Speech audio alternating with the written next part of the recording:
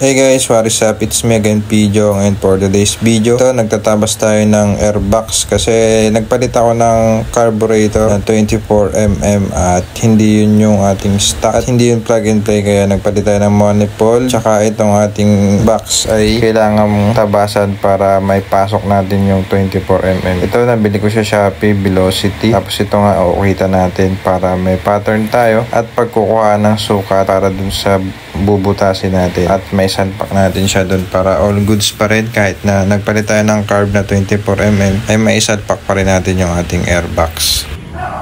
Yan na, nabutas na natin. Ayan, ganyan magiging tsura niya sa loob.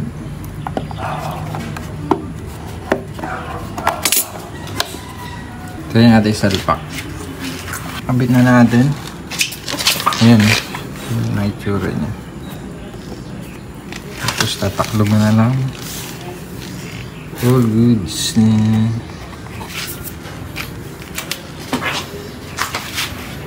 Kalinis ng pagkagawa niya. Parang professional ang tumali niya. Okay na. Fully fit na. Sound check natin.